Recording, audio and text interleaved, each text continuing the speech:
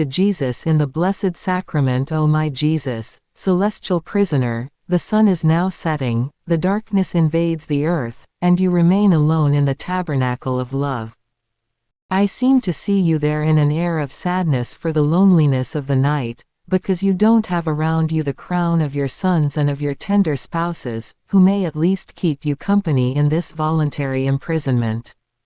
Oh, my divine prisoner, I too feel my heart breaking for having to leave you, and I am forced to say goodbye, but, what am I saying, oh Jesus, never again goodbye. I don't have the courage to leave you alone. I say goodbye with my lips, but not with my heart, rather, I will leave my heart with you in the tabernacle. I will count your heartbeats and I will correspond with my heartbeat of love. I will number your panting whispers and, to give you comfort, I will let you rest in my arms. I will be your vigilant sentry, I will be on guard to see if anything comes to trouble or sadden you, not only not to ever leave you alone, but also to take part in all of your pains. O heart of my heart! O love of my love! Leave this air of sadness, be consoled. It breaks my heart to see you troubled. While I say goodbye with my lips, I leave with you my breaths, my affections, my thoughts, my desires and my movements, which will form a chain of continuous acts of love, united with yours, surrounding you as a crown, and loving you for all. Aren't you happy, oh Jesus? You seem to say yes, don't you? Goodbye, oh loving prisoner, but, I haven't finished yet. Before I go, I also want to leave my body before you. I intend to make of my flesh and bones many tiny little pieces in order to form as many lamps for as many tabernacles which exist in the world, and of my blood many little flames to light those lamps. I intend to put in every tabernacle my lamp which, united with the lamp of the tabernacle that gives you light at night, will say, I love you, I adore you, I bless you. I offer reparation and I thank you for me and for all. Goodbye, O Jesus, but, listen to one more thing, let's make a pact, and the pact will be that we will love each other more. You will give me more love, enclose me in your love, make me live of love and bury me in your love. Let's tighten more our bond of love. I will be happy only if you give me your love to be able to really love you. Goodbye, O Jesus, bless me, bless all. Squeeze me to your heart, imprison me in your love as I kiss your heart. Goodbye, goodbye. Good morning to Jesus. O my Jesus, sweet prisoner of love, here I am before you again. I left you saying goodbye, and now I come back saying good morning. I was anxiously burning to see you again in this prison of love, to give you my yearning regards, my affectionate heartbeats, my ardent desires and all myself in order to transfuse all of myself in you, and to abandon myself in you in perpetual memory and pledge of my love toward you. O my always adorable sacramental love, do you know? While I came to give you all of myself, I came also to receive from you all of yourself. I cannot live without a life, therefore I want yours. All is given to the one who gives all, isn't it true, O Jesus? Therefore, today I will love with your heartbeat of a passionate lover, I will breathe with your panting breath in search for souls, I will desire your glory and the good of souls with your immeasurable desires. All the heartbeats of creatures will flow within your divine heartbeat, we will grasp them all and will save them. We won't let anybody escape, at the cost of any sacrifice, even if I should bear all the pain. If you should push me away, I will fling myself more inside you, I will cry out louder in order to plead together with you for the salvation of your children and my brothers. O my Jesus, my life and my all, how many things does your voluntary imprisonment tell me? But the emblem with which I see you all sealed is the emblem of the souls, while the chains which bind you completely, very strongly, are love. It seems that the words souls and love make you smile, debilitate you and force you to surrender in everything, and I, pondering well these excesses of your love, will be always before you and together with you, with my usual refrains, souls and love. Therefore, today I want all of you, always together with me in the prayer, in the work, in the pleasures and displeasures, in the food, in the steps, in the sleep, in everything. I am certain that, being unable to obtain anything by myself, with you I will obtain everything, and everything we will do will serve to soothe each one of your pains, to sweeten every bitterness, to give you reparation for any offense, to compensate you for everything, and to plead for any conversion, no matter how difficult and desperate. We will go begging a little love from every heart, to make you more content and happy. Isn't it good this way, O Jesus? O dear prisoner of love, bind me with your chains, seal me with your love. Please, show me your beautiful face. O Jesus, how beautiful you are. Your blonde hair braids and sanctifies all my thoughts. Your calm forehead, even in the midst of many insults, gives me peace and puts me in perfect calm, even among the greatest storms, my privations of you, and your fusses, which cost me my life. Ah, you know it, but I move on, my heart will tell you this, for it knows how to say it better than I. O love, your azure eyes, sparkling with divine light, sweep me to heaven and make me forget the earth, but, alas, with my greatest pain, my exile continues yet. Hurry, hurry, O Jesus. Yes, you are beautiful, O Jesus, I seem to see you in that tabernacle of love. The beauty and the majesty of your face enamors me and makes me see heaven, your gracious mouth lightly places its ardent kisses every instant.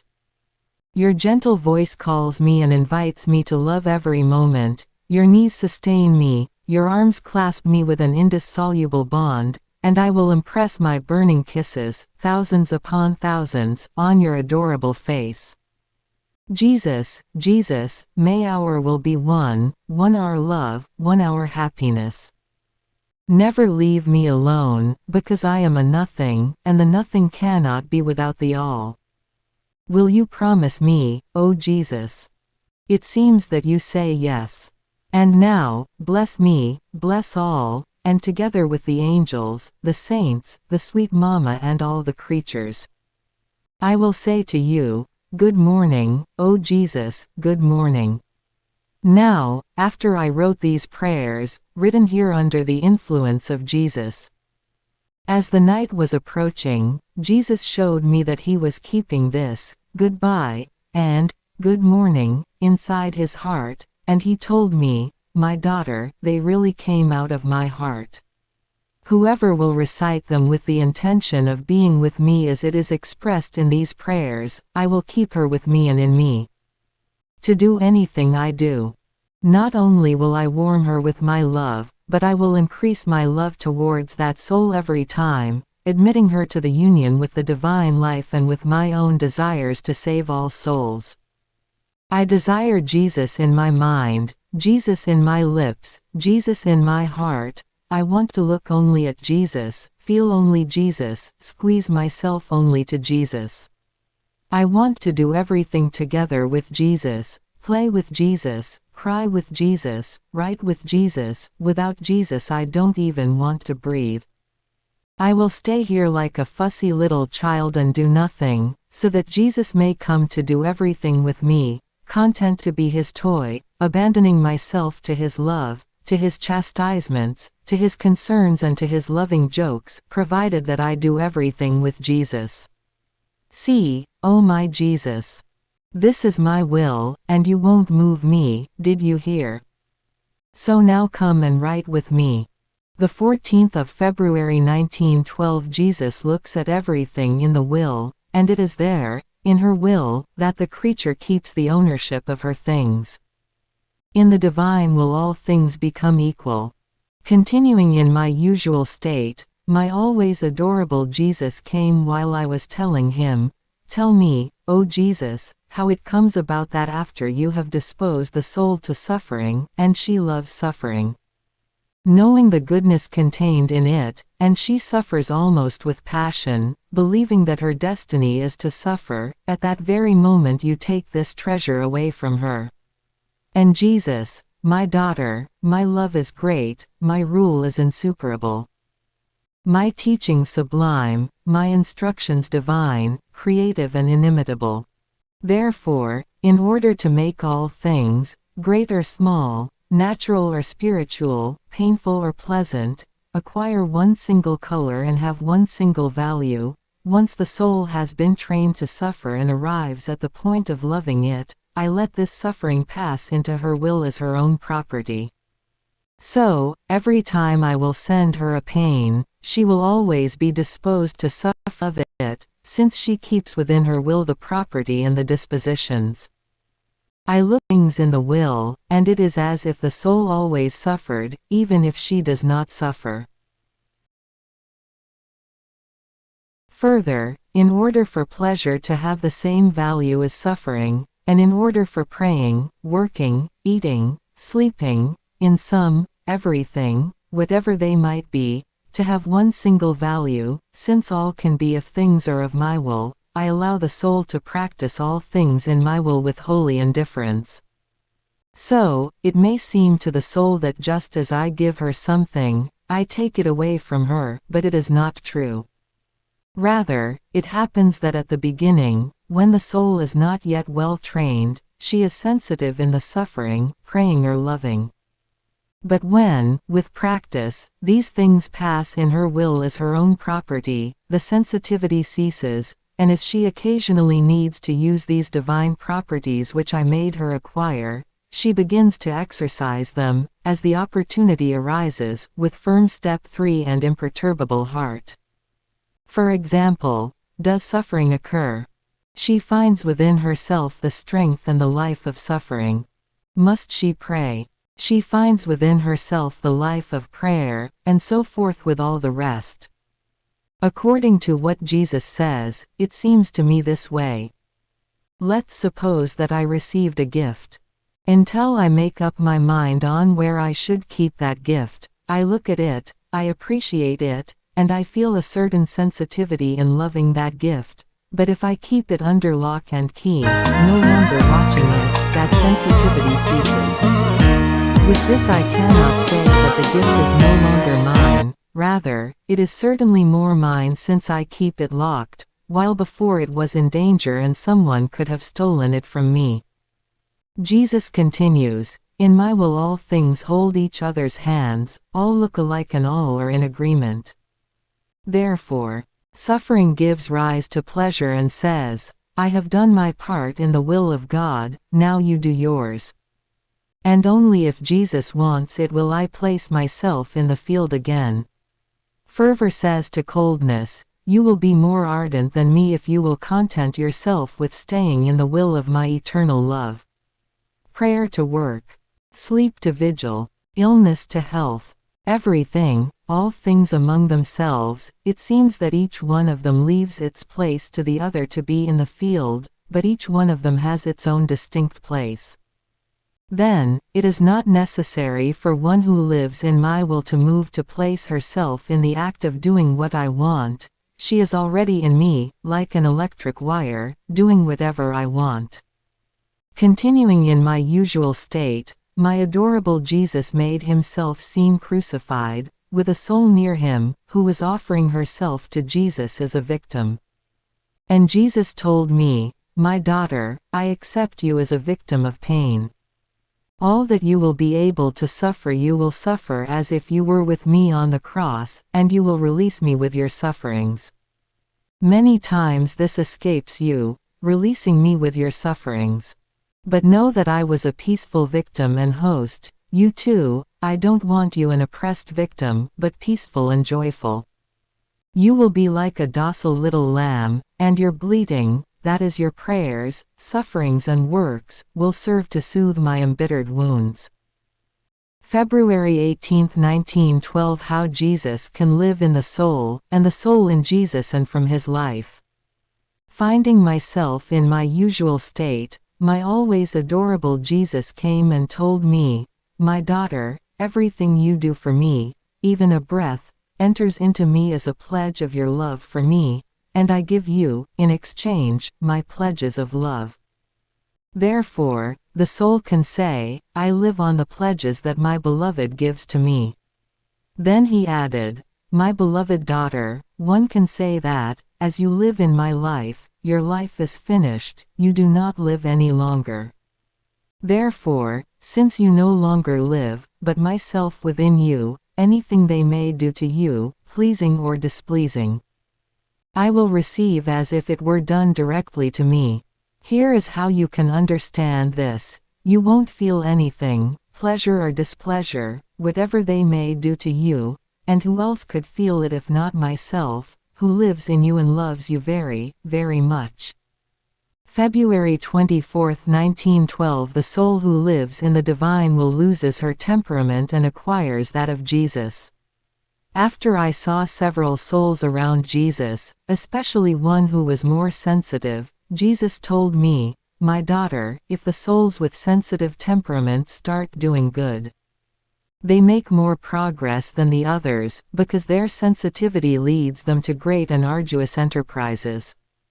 I prayed that he would take those remains of human sensitivity away from that soul, and that he would squeeze her more to himself and tell her that he loved her, for he would conquer her completely, as soon as she heard that he loved her.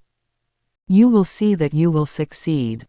Did you not conquer me in this way, telling me that you love me very, very much? And Jesus, "Yes, yes, I will do it, but I want her cooperation, that she will escape as much as she can from the people who excite her sensitivity." So I added, "My love, tell me, what is your temperament?" And Jesus, "One who lives in my will loses her temperament and acquires mine." So, the soul who lives in my will finds in herself a pleasant, attractive, penetrating, dignified temperament, and altogether simple, a childlike simplicity. In sum, she looks like me in everything. Even more, she keeps her temperament within her power as she wants and as it's needed. Since she lives in my will, she takes part in my power, so she keeps at her disposal all things, and herself. According to the circumstances and to the people she deals with, she takes my temperament and applies it. 4 feet tell me, "Will you give me a first place in your will?" Jesus smiled, "Yes, yes, I promise you. I will never let you out of my will, and you will take and do whatever you want." Jesus, "I want to be poor, little. I don't want anything even of your things, it is better if you keep them. I want only you, and you will give me things as I need them, isn't it true, O Jesus?" And Jesus, "Brava, my daughter. Finally I have found someone who does not want anything. Everyone wants something from me, but not the all, that is myself only, while by wanting nothing, you want everything, and here is the fineness and the astuteness of true love." I smiled and he disappeared. February 26, 1912. The creature is a complex of love and moves only for love. Jesus, beggar of love. Returning, my all and always adorable Jesus told me, "My daughter, I am love and I made the creatures all love. The nerves, the bones and the flesh are fabrics of love and, after I wove them with love, I made flow the blood in all their tiny particles, so as to cover them with a garment, in order to give them the life of love. Therefore, the creature is nothing other than a complex of love, and she does not move other than for love. At the most there can be varieties of love, but it is always for love that she moves. There can be divine love, love of self, love of creature, evil love, but always love, neither can she do otherwise, since her life is love, created by the eternal love, and therefore led to love by an irresistible force. So, after all, even in evil, in sin, for the creature there must be a love which has pushed her to do that evil. Ah, My daughter, what is not my pain in seeing in the creatures the property of my love which I delivered, being profaned and contaminated by a different use? In order to guard this love which came out of me, and which I gave to the creature, I remain around her like a poor beggar, and as the creature moves, palpitates, breathes, works, speaks and walks, I go begging everything from her, and I beg her, I implore her. I beseech her to give everything to me, saying, Daughter, I ask from you nothing other than what I gave you. It is for your own good, do not steal from me what is mine. The breath is mine, breathe only for me, the heartbeat and the movement are mine, palpitate and move only for me. And so on for all the rest. But, with greatest pain, I am forced to see the heartbeat taking one way, the breath another, and I, poor beggar, remain with an empty stomach, while the love of self, of the creatures, and even of the passions remain stuffed. Can there be a greater wrong than this? My daughter, I want to pour out my love and my pain with you, only one who loves me can have compassion for me. February 28, 1912. The sign that one loves only Jesus. How one who loves him is united with him. This morning, as my adorable Jesus came, I told him, O my heart, my life and my all. How can it be known if one loves only you or others?